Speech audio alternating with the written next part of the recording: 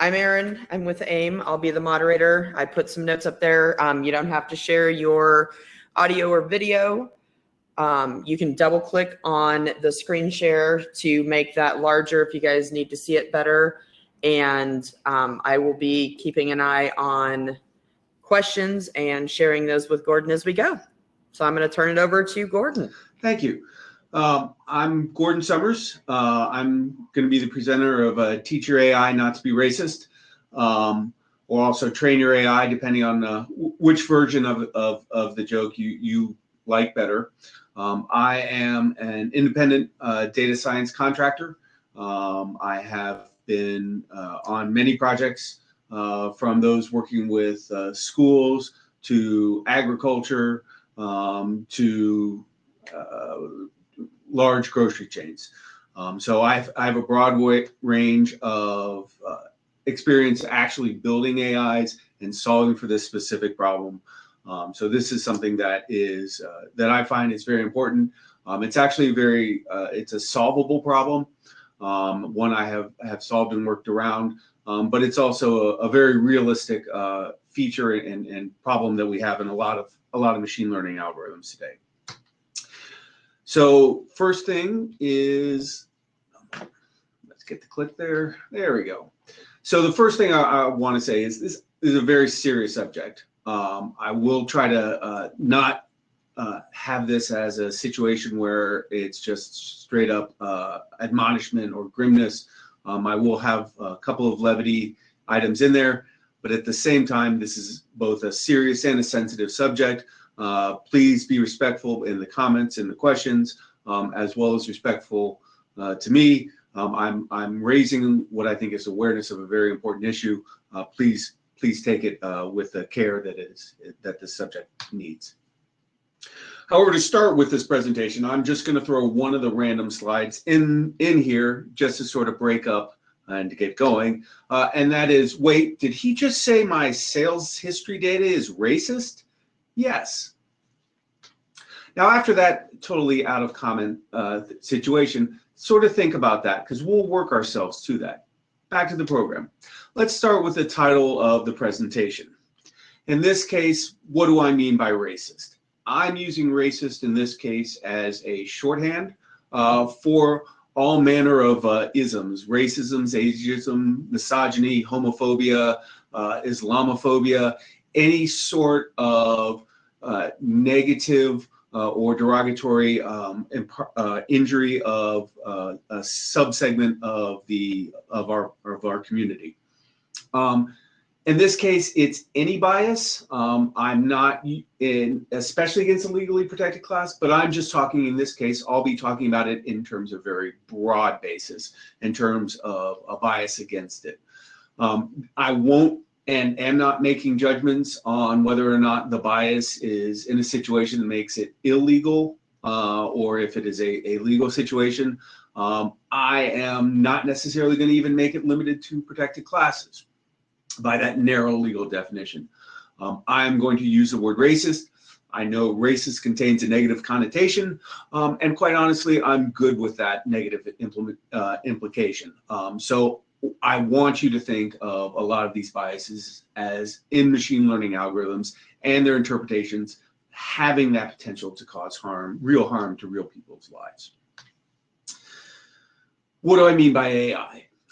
In this case, any machine learning model, any model at all, regardless of how it was built, what toolkit it was built on, or even the level of complexity. In this case, I will even treat a simple Excel formula or an Excel spreadsheet to this definition as an AI. So what are we looking at?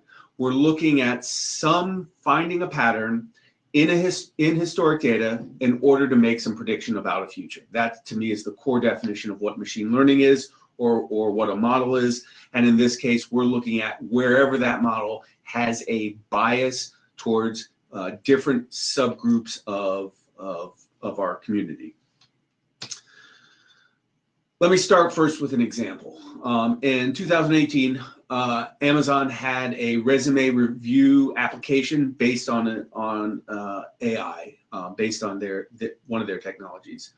The AI was based on past hires that had been successful at Amazon, and was wanting to look through resumes to find patterns similar. I have a link here to the Reuters article. If the link is not in the shall we say show notes or in the chat, it's here in the presentation, can easily be found. Literally all you have to do is put in Amazon AI resume, and I found it again in a few seconds. The big thing here is that in effect, Amazon Systems taught itself that male candidates were preferable, and the way it executed that is it penalized resumes that included the word women's, as in the example they gave, women's chess champion, downgraded applicants who came from 2 all-women's colleges. And it also has, according to people familiar with the matter. In a way, this is an interesting article that I also use in several occasions. Part of the thing is, how did this become a news article? As you can see, it hit through Reuters.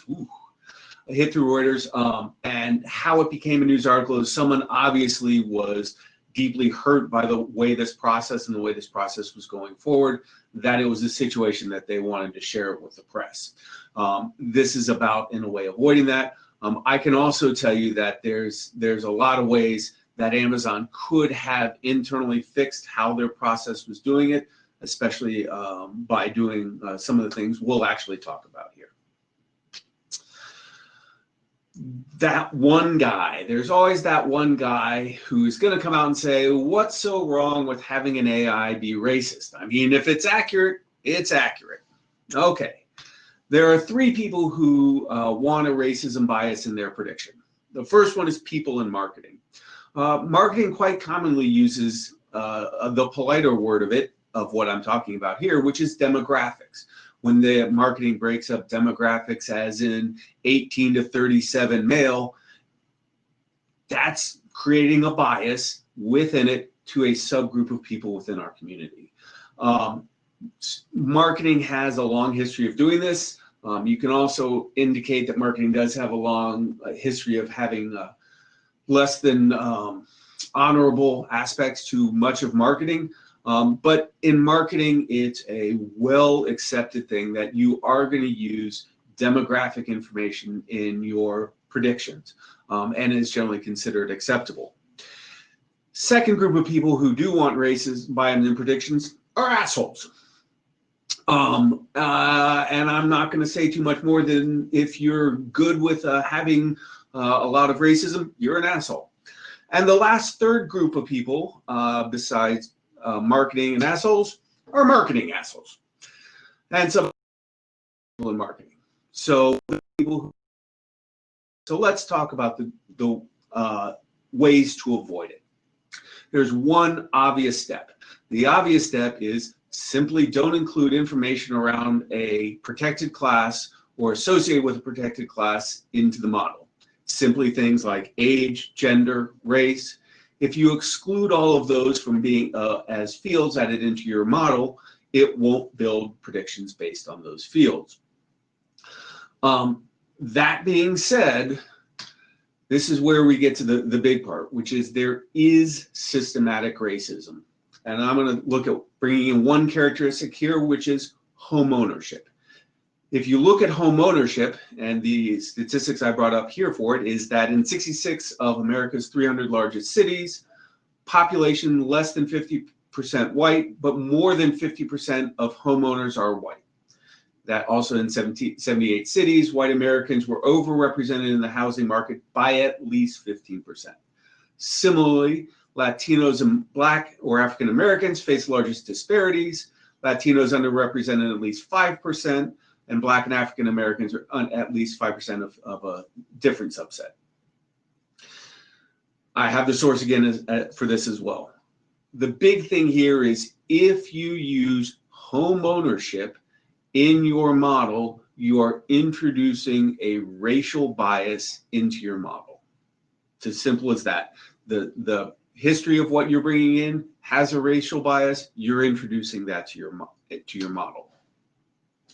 Lots of information have other biases. Motorcycle ownership. Median age is 50. 81% identify as male. I could not find one that identified it by race. But that is a heavily old, predominantly male, and I would probably guess predominantly white demographic. So if you include motorcycle ownership, you're indeed biasing your data. This one, as of 2019, women hold actually 2/3 of all student loan debt. That's actually in comparison relative to the fact that they're not necessarily 2/3 of the student population at any point in time, but they disproportionately hold a larger amount of debt. Hispanic, Black, and American Indian hospitalizations for COVID-19 are about 4.5 times for those of whites relative to infectious population. This one I've also found interesting. International travel versus the percent of U.S. population, white representing about 75% of international travel, only being 63% of the population. Asian represents 16% of international travel versus 6% of the U.S. population. And all others are 8% of the population versus 31% of 8% of the international travel versus 31% of the overall population. What this says is that if you include any of these characteristics within your data, you are naturally inherently introducing a racial or age bias to your data.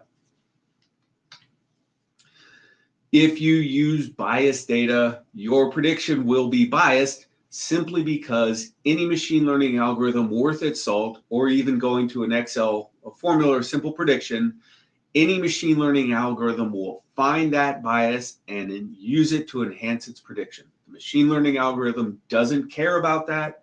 We as people do care about that. Okay, are there statistics that don't have biases like this? Yes, absolutely. 5% of all Facebook activity is fake. What that activity is or whether that activity has a bias, I do not know, but the fact that that activity is fake is not biased.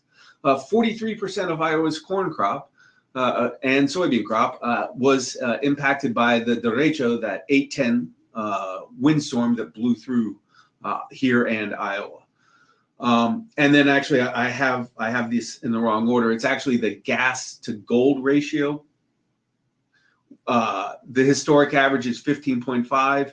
Basically, that tells you how much it's about how much gold it takes to buy gas. Right now, it's at 52.8. That's a combination of gold being at record highs and gas being at record lows. So these are examples of statistics that contain no human or population bias.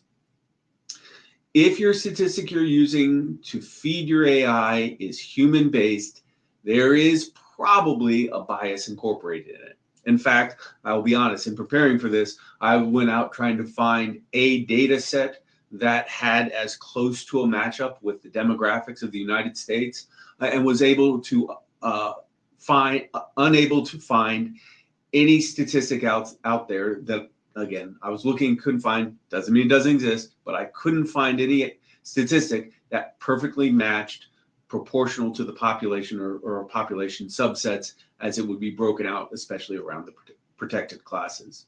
So if it's based on human-based activity, it probably contains some form of a bias. And as the person building the model, there is a moral, ethical, and potentially legal responsibility to investigate the potential bias. Back to the Amazon example, if they had not shut that program down prior to that application going live, they would have faced potential serious legal issues. So you've built a model, you've used some data, we'll say you use the motorcycle ownership. How do you know that your model is biased or not? Simply, the best and fastest way to do it is to check the results of your test data set, compare that and do a statistical check to see how well that model correlates to protected classes or any class bias that you have. That will tell you whether or not that model is creating a biased outcome in its predictions. Okay, simple statistical check. should be part of any standard model building, knowing that you're using human data involved in it. The second thing is that because we told to not build your model with those fields like age, gender. However, I didn't say delete those data. I said don't use them to build your model. What you should do is build your model first, then you add in those characteristics and you see how it changes your model. Now, this is a very subtle thing, and this takes a fair amount of skill to look at, because what you're looking for is not just if does the model improve or get worse if I add these characteristics in, or not change at all if I add these characteristics in. It's more, in what way does adding these characteristics in change the model? For example, let's go back to we've built a model. It uses the motorcycle. We introduce gender. Suddenly, the variable importance of motorcycle user may decrease and gender may replace it, because the model may have been using motorcycle ownership as a proxy for gender to make its predictions more accurate. So you have to take a very conscious look to see not just was it a more accurate or equally accurate prediction, but how variable importance changed. And again, that's why you always run your model first through an algorithm that will show the variable importance prior to running it through any black box type of algorithm like a neural net. So you want to look at the variable importance, or there's a different discussion on variable importance and random forest type ones, but you're looking at the variable importance as a proxy for, is this characteristic important to the prediction? And if it is, the next thing you need to do is ask why. Okay, can you tell a story or answer why is motorcycle ownership having this bias in this way? And if you can, so you want to dig into that data, find out why those predictive variables are important, and make sure it tells a good story. And I have the caveat here, you may not necessarily understand it. Oftentimes I'm handed data that I make a prediction on, and I'm not 100% sure why it is. If you're not the expert, that's okay. Reach out to one to find out why it is. Okay? So what you want to do is check for the basic statistics, and then add the variables into your model and see if they make your model change in one way or another. So your model's biased. Now what? What do you do? The first thing, and this is probably what I want everyone to take away, is that if you create a model that's using information and it shows a bias that is unexpected, that you should treat that bias like a gift. It's a powerful gift that you've been given, and it's similar to an audit finding, okay? If you've ever been through as many audits as I have, and I hope you haven't, audit findings need to happen. If you don't find any audit findings, that's a problem. If you look at all your models and you don't find any biases and it's based on human data, there's possibly something wrong. So finding the bias is a gift, okay? That's the mindset to have. Now, and potentially even, you are the first person ever to notice this kind of bias in this kind of data.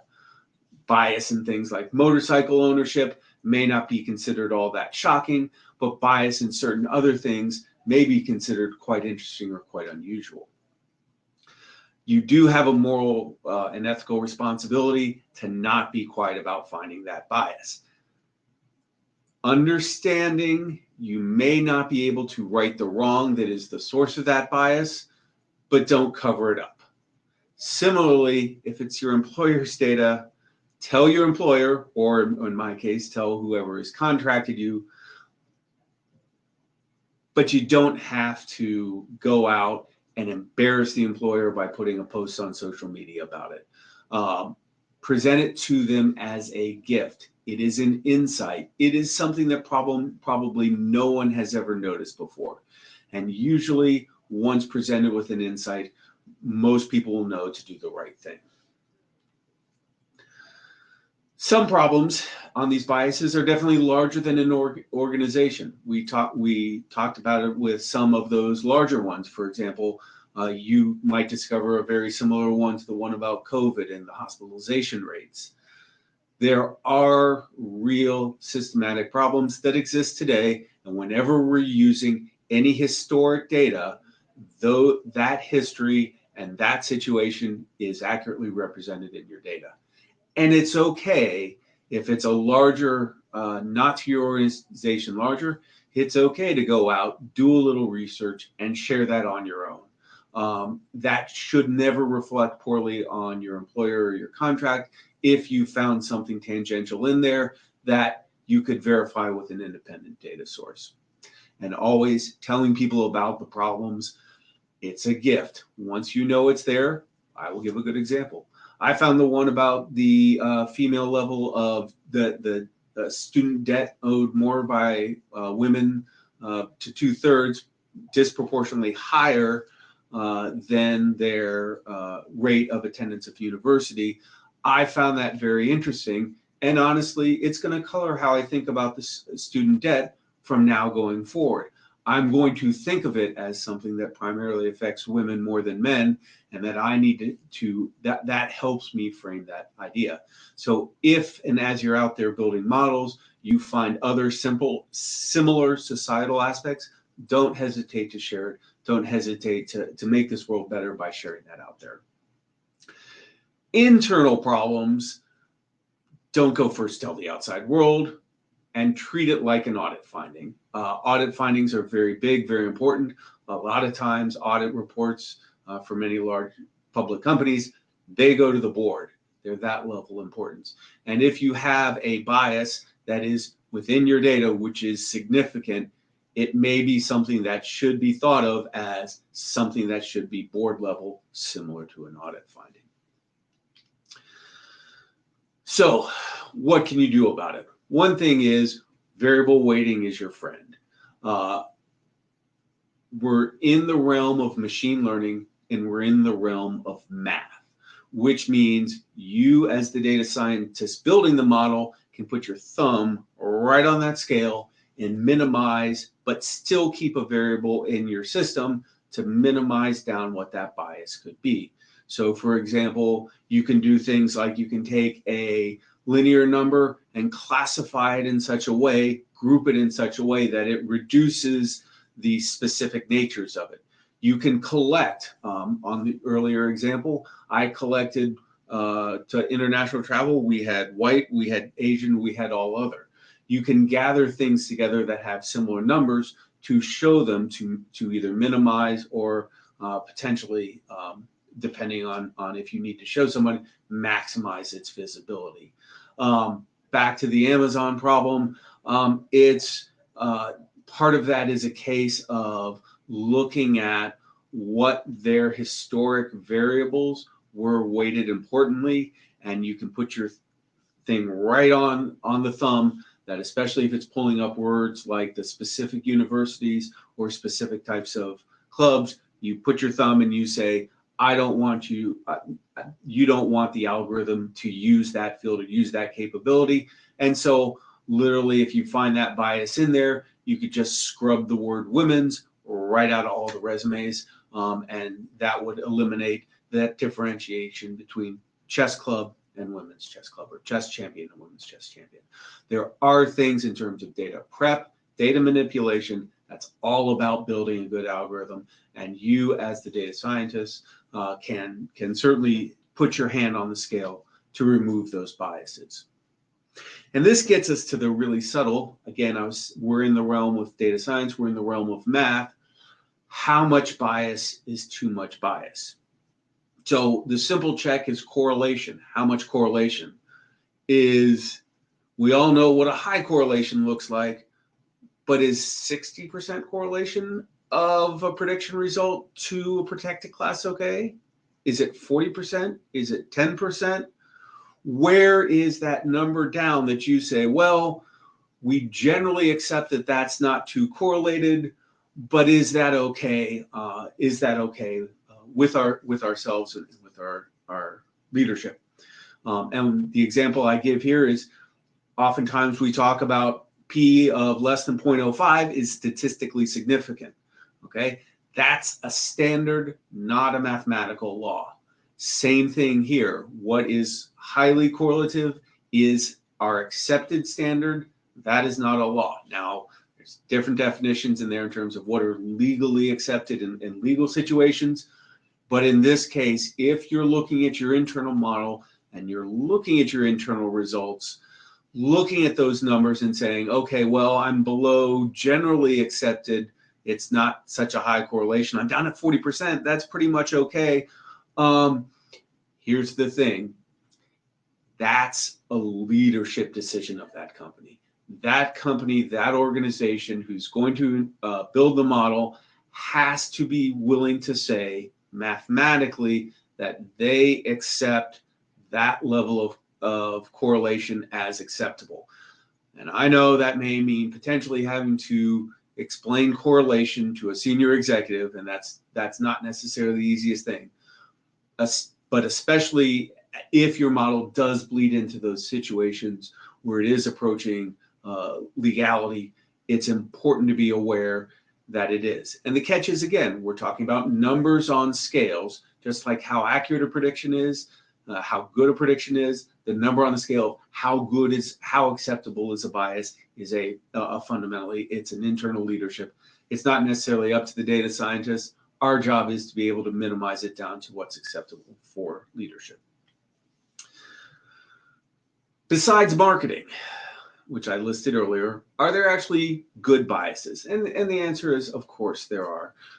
Besides marketing breaking people up, oftentimes models are used to predict which people might get a benefit or might get an incentive or reward and all that. And in many of those, especially if it's generating to a protected class, and that protected class is getting more of a benefit out, that is generally considered, especially if it's a protected class that has historically had biases against it, that compensation in the other direction is generally considered acceptable to a degree. The second thing is the bias exists today. Does keeping the bias in the model change any activity? Again, sometimes your model may be reflecting of an intractable, larger social problem. And sometimes you have to say as a model, I don't like that it's using this, but it's an accurate prediction. And especially if you're trying to help people, you're trying to have people who you're alerting to that may fall out, and it's generally follows a certain pattern on protected classes. It's okay to have a model that has those biases. The other one, just to point out, is there are some businesses that are based on demographics. For example, insurance. How old you are determines how much insurance they're willing to cover, or how much it's going to cost. And all of that are the demographics that they're based on could be interpreted in some situations, legally not, on acting on ageism. Generally, they do try to stay away from other protected classes demographics, but it's okay to realize there are, in some cases, some legal situations where businesses can be based on those, and that is considered an acceptable form. Again, discussing as to whether or not that's acceptable or not, I think it's a different question than saying that, yes, it is possible that you build models with these biases all the time, if it's a nature of that business. So I'm going to say it again. All data sets based on people's activity contain some historic bias. It will never be an exact representation of the entire community. It will always be based and have some biases within it. Any good machine learning AI algorithm will use that bias and leverage that bias in its predictions because we set the machine learning algorithm up to try to make the most accurate predictions as possible. Okay, And this is where we get, wait, did he just say my sales history data is racist? The answer is yes. Yes, it is. Your sales history data has a bias in it. And it's okay. The question is, how much of that bias are we going to build into a model to determine our actions going forward? Historic data. Basing predictions on the past inherently contains the biases of the past. And that's kind of a philosophic statement in there. Part of what you can often do with some of these is you can track how that bias changes over history.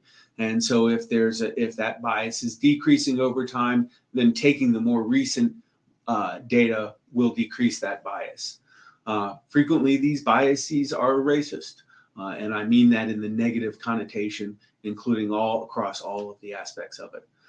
How much we as model builders include those biases in any future predictions, hence future benefits, needs to be understood and managed. Okay, and you manage it by making sure that that you're doing statistical checks to see how it's behaving, and particularly by managing it by understanding which variables your model is using for prediction, so that you have that story as the person building the model so that you can minimize it down to the level that's appropriate. That's sort of the end of my presentation. With that, I'm going to look down at my lower screen and say, look to see if there were any questions that came up and have on here. Okay, so I'm going to go ahead. I'm going to go over here, bring this over to my other screen. I'm going to take my screen sharing off so we don't get that echo. And I'm going to go ahead and, all right, I'm going to look up here. So first of all, as I start to read through this, any questions, comments, concerns that people had that were coming up?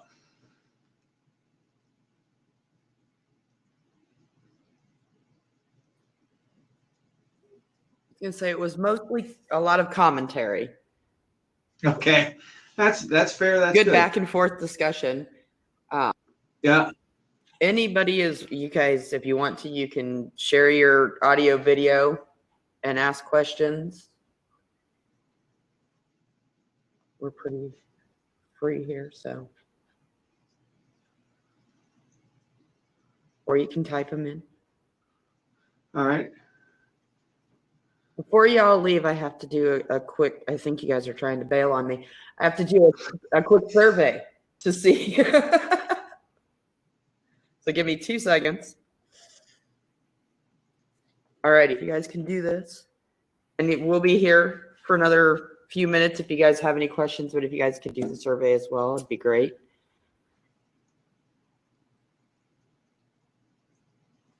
I found it super interesting, Gordon. I've learned a lot, but I'm not as seasoned as the people who were in here, so.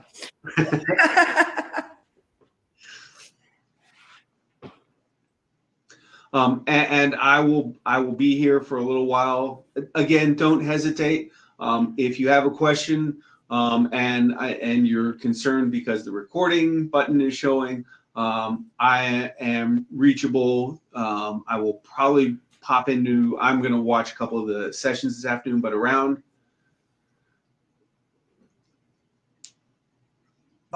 Great question, Sarah. Racist models to the public. Yes, my opinion absolutely does change on that.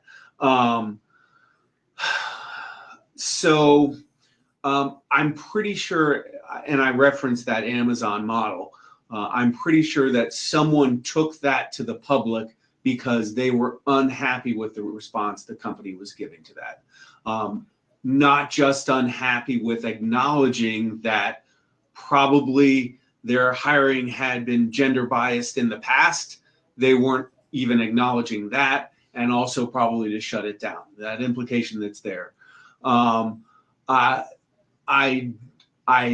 absolutely believe that it's appropriate that if it's very similar to knowing in my head about fraud within an organization. Within an organization, You do have a fiduciary duty to represent that to the appropriate people within the company. If they do not take action on it, you are legally and ethically, it's appropriate to share that outside of your organization. That being said, it's difficult for me to recommend on anyone's personal situation that they endanger their life, their health, their career. That's a very personal decision. I am very pro about making sure. I also find it, I haven't found that many cases in my personal experience when I've shown them to people, and I have shown models that have very clear racial bias, that we had to change out both what was handling, as well as it can often influence the use of it and the use case of it. So I tend to go in it with a sense that most people are good, and that when shown these biases, they'll want to take actions. And in my experience, most people do. Good resources for Casey project is Casey. Some good resources utilized while conducting research: algorithm bias in the criminal justice system. Criminal justice algorithms data. I'm thinking my words through here. There's a challenge in that a lot of the data for a lot of situations, there are gateways in there, and I'll go back to the insurance and health situation. HIPAA is real. If you work in educational things, FERPA, love those great acronyms. Both of those are items that are anonymous, require that information not carry certain tags, and a lot of data sources associated with criminal justice, when they release them, they want to wash those tags out. And so it can be very difficult to get behind that anonymizing situation. There are organizations that are looking at a lot of data. Oftentimes you need to find the organization that has access to that privileged data, and to get a way to get that privileged data out. And that can be very difficult, because especially if you're going in asking for a situation like that, it can be very difficult to say, I want to prove that you're racist, can you give me your data? That may shut down some discussion. Oftentimes, that's why looking for something else, oftentimes you're validating against to make sure that it's not, and then that would be a secondary aspect to it. That's kind of the best advice I have. Public published data tends to be very washed and very hidden on that, and there's not much you can do but find someone working in a way that's working in a tangential, get a way to get a good situation like that. Okay, thank you. What is one? How do you actually see? Yep. No problem. Thank you. There's my email. Any other questions or? Okay.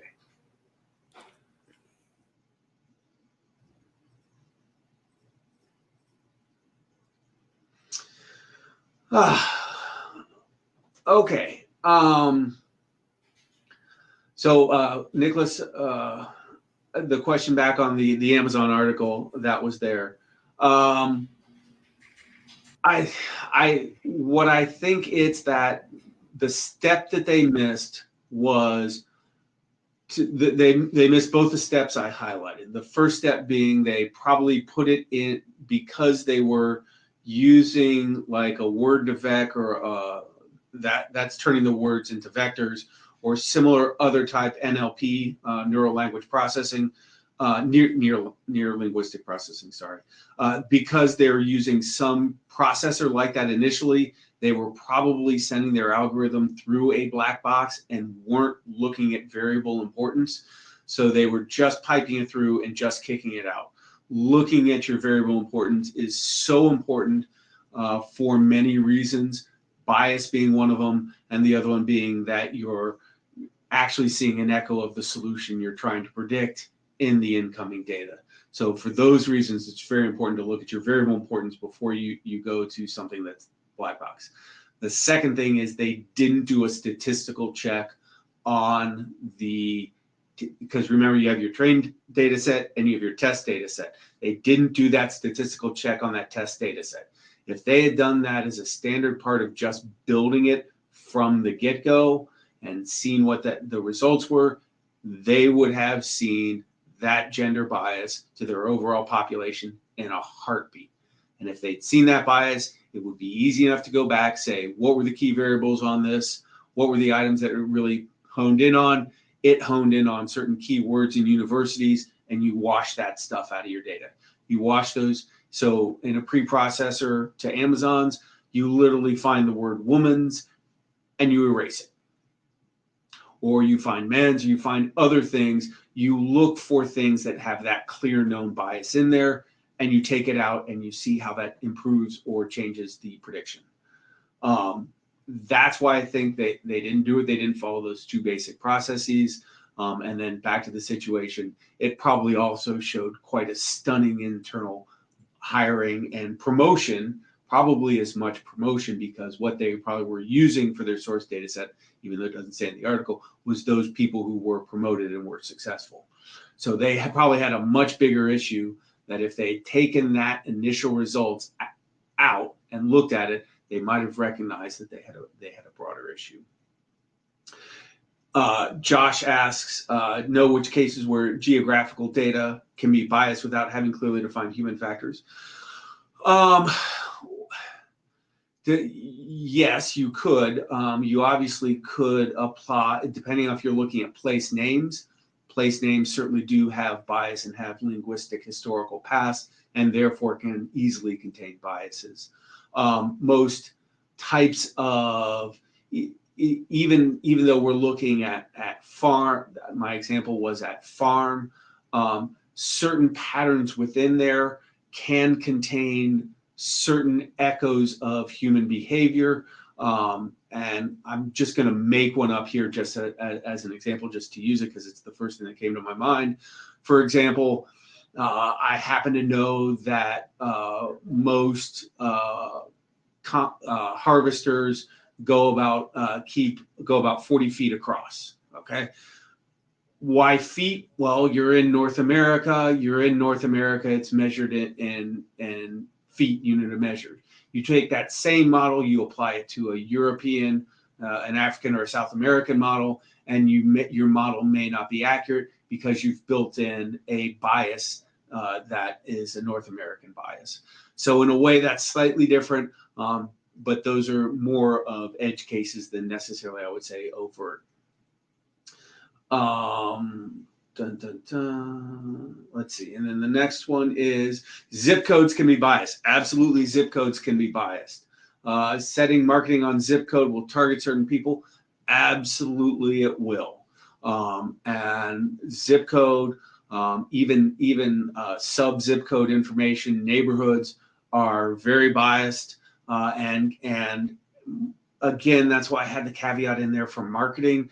Depending on what you're marketing, that may be appropriate, but it also may be slightly distasteful depending on how you pull that back. So absolutely, yes, zip codes are something that you should stay away from, especially if you're introducing it in a non-marketing. Jeremy mentioning regulations in the banking industry. Yeah, you can have the bias. I talked about it. You can have a formula, a simple formula that can still have that bias in there if it's built on looking at a historic zip code to income type thing. Boom, you're basing on that. You've suddenly introduced a racial bias there. So it's more than possible. Zip codes, regulated banking. Extending credit versus target marketing. Thank you, Jeremy. Spot on. The target marketing, and even then, it's okay to be slightly disgusted by it sometimes, and to express some slight distaste over it. I think that's a fair thing. Then again, I usually do myself on the supply chain side, so it's easy for me not to like marketing stuff. So that's my take on that.